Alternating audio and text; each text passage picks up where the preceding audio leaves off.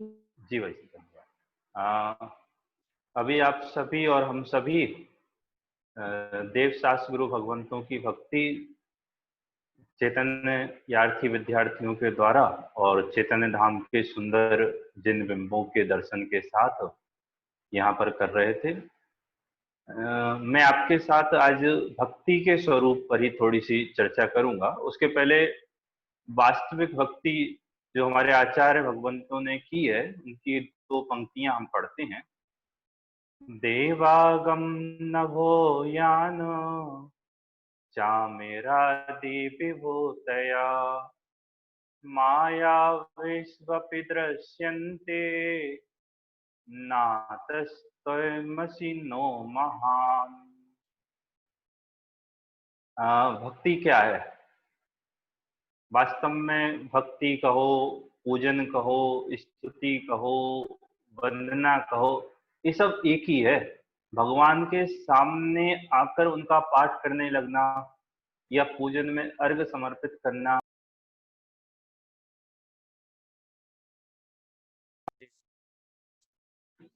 मजीरे लेकर बजाना या ढोलक बजाना, कॉन्गो बजाना, हारमोनियम बजाना, ये बहुत सारा समूह इकट्ठा हो जाए तो तभी भक्ति होती है, ऐसा है। क्या एकांत में भी भक्ति संभव है? क्या भोजन करते हुए भी भक्ति हो सकती है? क्या खेलते कूदते समय भी भक्ति की जा सकती है? थोड़ा इसी बात का हम अभी विचार करेंगे। मैं फिर से एक बात दोहरा रहा हूँ जो भी मैंने पहले कही थी कि भक्ति कहो, स्तुति कहो, वंदना कहो, ये सब एकार्थवाची है। बस थोड़ा थोड़ा स्वरूप परिवर्तित कर दो तो सब एक ही है। वास्तव में भक्ति क्या है कि अपने से जो गुणी हैं या जो हम बनना चाहते हैं, हमारे जो आदर्श हैं, हम जिनका अनुकरण करते हैं, जो हमारे आराध्य हैं, जिनको हम अनुनय विनय करते हैं, ऐसे जीवों के प्रति जो बहुमान का भाव है, वह वास्तव में भक्ति है। कि जो हमारे आदर्श पूज्य पुरुष हैं, उन आदर्श पूज्य पुरुषों के प्रति बहुमान आना, उनके जैसा बनने की भावना होना, उनके गुण अच्छे लगना, ये भक्ति है। आचार्य भगवंतों ने भक्ति की क्या परिभाषा दी कि गुणेशु अनुरागः, गुणों में अनुराग होना, यही भक्ति है, यही स्तुति है, यही पूजन है। और यदि गुणों में अनुराग नहीं है, गुणों में अपनापन नहीं है, गुण अच्छे नहीं लगते, तो वास्तव में वह भक्ति नहीं है। तीन शब्द हैं बच्चों, क्या क्या? एक, तीन शब्द आपको याद करने हैं।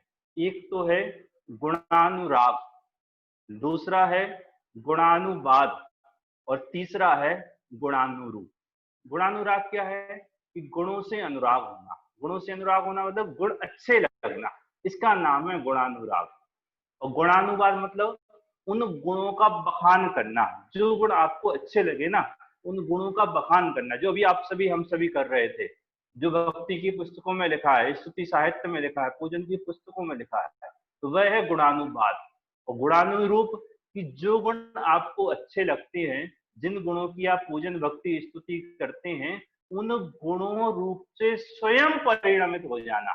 कि आप बहुत अच्छा क्रिकेटर बनना चाहते हैं, अथवा आप बहुत अच्छे वक्ता बनना चाहते हैं, या हो सकता है कोई डॉक्टर बनना चाहे, या इंजीनियर बनना चाहे, या कोई अकाउंटेंट बनना चाहे, हो सकता है किसी को राजनेता बनने का भाव हो, किसी को अभिनेता बनने का भाव हो। तो ये जो अभिनेता के गुण है ना, ये जो राजनेता के गुण हैं, जो इंजीनियर के, डॉक्टर के, कलेक्टर के, या जो जो अन्य अन्य जो जिससे हम सभी प्रभावित होते हैं, जो हम सभी बनना चाहते हैं, उन गुणों के प्रति जो हमको बहुमान आता है, उन गुणों के प्रति जो हमको श्रद्धा है, उन गुणों को देख के ही हमारा झुकाव होता है। जैसी उनकी चर्चा होती है और हम प्रफुल्लित हो जाते हैं। देखो क्या बात है, देखो क्या बात है। किसी को, जिसको इंजीनियर अच्छा बनना पसंद है, या जिसको इंजीनियर बनना है, तो जैसे ही किसी इंजीनियर का नाम सुनता है, जैसे उस फील्ड के नेता का, महानेता का नाम सुनता है, उस फील्ड के जो टॉप पोजीशन पर जो लोग हैं, उनका नाम सुनते कितना प्रफुल्लित होता है। और प्रफुल्लित नहीं होता, ये सोचता है कि ये मुझ में भी हो जाए, ये मुझ में भी हो जाए, ये मुझ में भी हो जाए। तो उनके प्रति जो सहज बहुमान होता है, उसका नाम है गुणानुराग।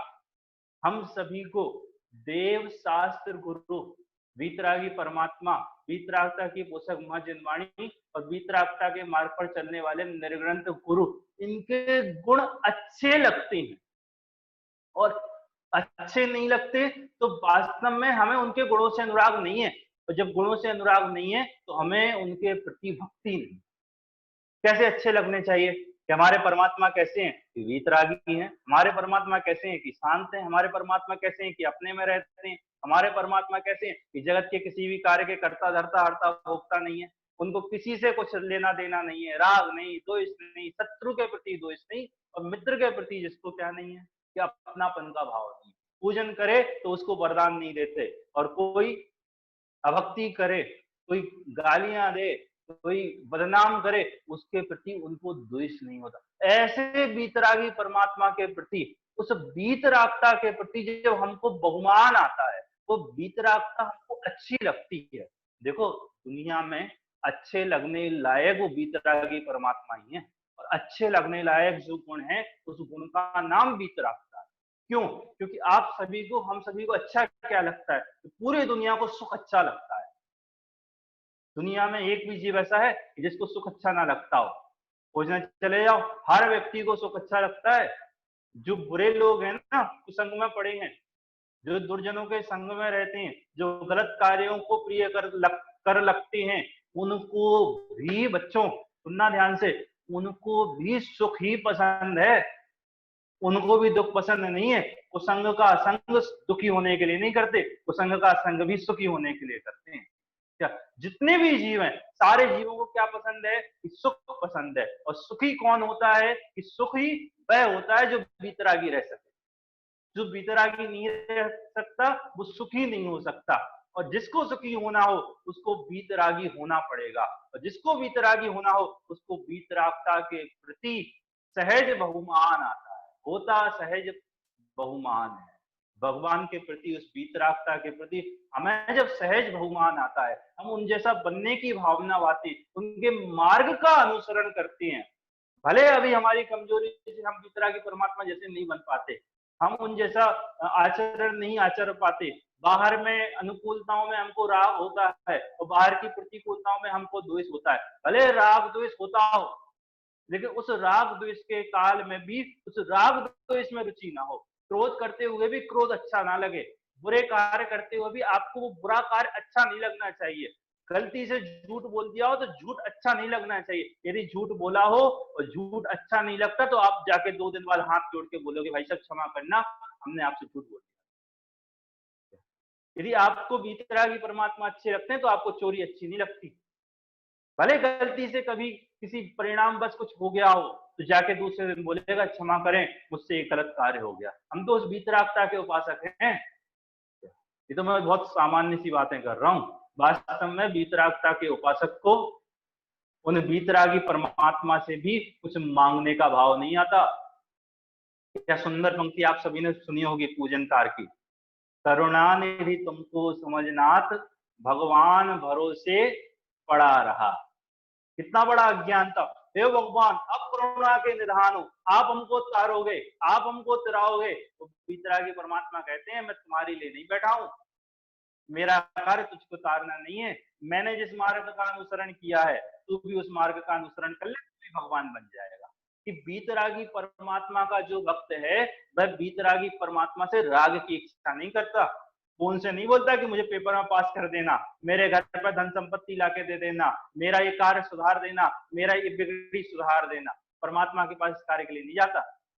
किस कार्य के लिए जाता है परमात्मा के पास? वीतरागता का उपासक वीतरागता लेने के लिए जाता है। तो ये सब कार्य मिलेंगे क्या नहीं मिलेंगे? सहज मिलते हैं। क्या केला खरीदने जाओ आप बाजार में और केले वाले से कहो भैया केला खरीदना है, ये चिक्कल मिलेगा क्या नहीं मिलेगा? किसी ने पूछा आज तक केला खरीदते हुए, भैया एक मुझे 50 रुपए के केले दे दो और इस चिक्कल का कीमत बताओ। चिक्कल मिलता है, खरीदना नहीं पड़ता। क्या जिसको वीतरागता की उपासना है उसको वीतरागी भगवान अच्छे लगते हैं, वह उस मार्ग का जो अनुसरण करता है उसको बाहर की पुण्य की विभूतियां मिलती हैं, उसको मांगना नहीं पड़ती।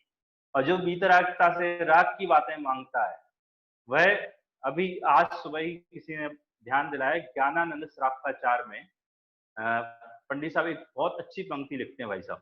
क्या लिखते हैं? वह कहते हैं जिसको कुदेव कुगुरु कुशास्त्र अच्छे लगते हैं और बीतरागी देव शास्त्र गुरु भी अच्छे लगते हैं। मैं थोड़ा सा और इसमें एक बात कह रहा हूँ कि जिसको बीतरागी देव शास्त्र गुरु अच्छे लगते हैं और वह बीतरागता से, बीतरागी परमात्मा से किसी कर्तृत्व का पोषण करता है या किसी राग की भावना लेकर उनके पास जाता है, उसने बीतरागी को भी कुगुरु कुदेव बना दिया। उसके लिए अब वो बीतरागी नहीं रहे, उसके लिए कुदेव हुए। तो जो बीतरागी को भी मानता है, कुदेव को भी मानता है। मैं नहीं कह रहा, श्रावकाचार्य, ज्ञानानंद श्रावकाचार्य जी में लिखा है।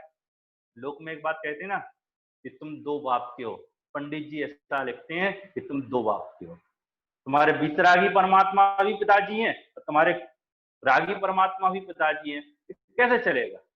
जिसको बीतरागता अच्छी लगे उसको एक बार भली प्रकार से सोचना चाहिए कि भगवान तो ये बीतरागी, बनने लायक कोई साधन है तो वो बीतरागता का मार्ग है। और आप सभी, हम सभी सचमुच कितने महान है, क्योंकि जैन कुल में तो अनेकों जीव पैदा हो जाते हैं। तो जैन कुल में अनेकों पैदा होने के बाद भी जहां के तहां रहते हैं।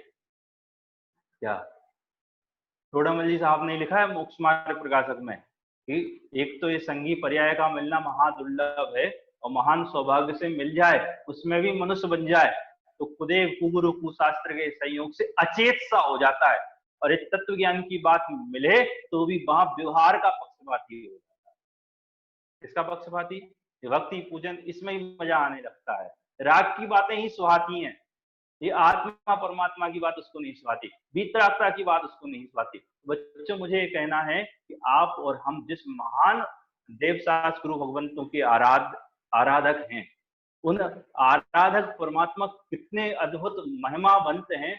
उन महिमावंत भगवंतों के जो वास्तविक गुण हैं, कि उनकी जो बीतरागता उनका वास्तविक गुण है, उस बीतरागता की महिमा हमको आना चाहिए तो हम कभी दुखी नहीं हो सकते। जब आपको बीतरागता की महिमा आती है तो लोक में कोई आपको दुखी नहीं कर सकता।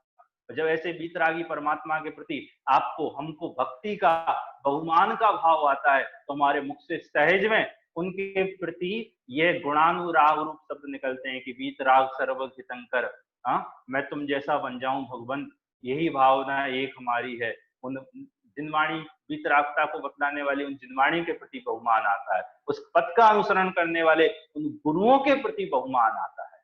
क्यों? तो जब तक हम उस अवस्था तक नहीं पहुंच जाते ना, तब तक उस अवस्था में जितने लोग हैं उन सबके प्रति सहज बहुमान आता है। भाई साहब, हमको गुण अच्छे नहीं लगते तो फिर क्या हम से भक्ति भी नहीं करें?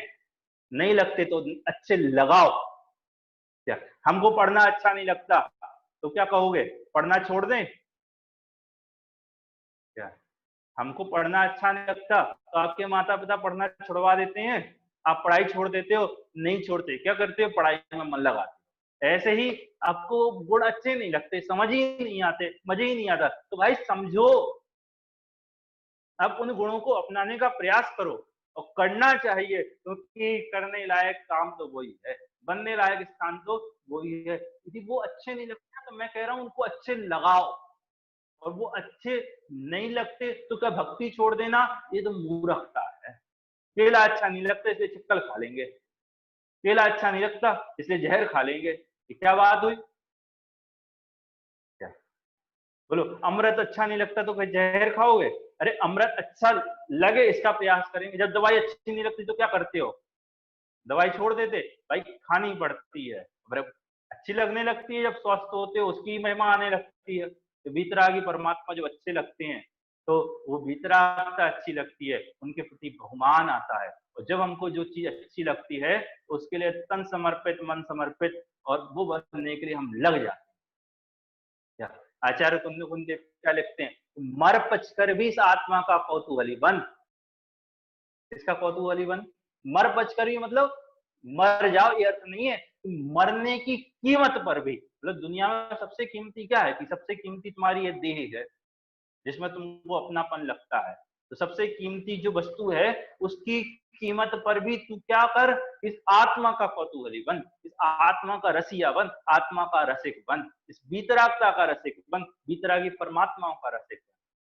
तो वास्तविक भक्ति जो भगवंतों के गुणों का अनुवाद है। गुणों के प्रति जो अनुराग है, वह भगवंतों के गुण आपको अच्छे लगे तो भक्ति होगी, और उस भक्ति के फलस्वरूप हमारे मुख से उनके स्तवन रूप शब्दों का प्रस्फुटन होगा, और जब हम उनके गुण अच्छे लगेंगे तो हम उनके बनने का प्रयास करेंगे और उस अनंत सुखी अवस्था को प्राप्त करें। इसी भावना से मैं अभी अपनी बात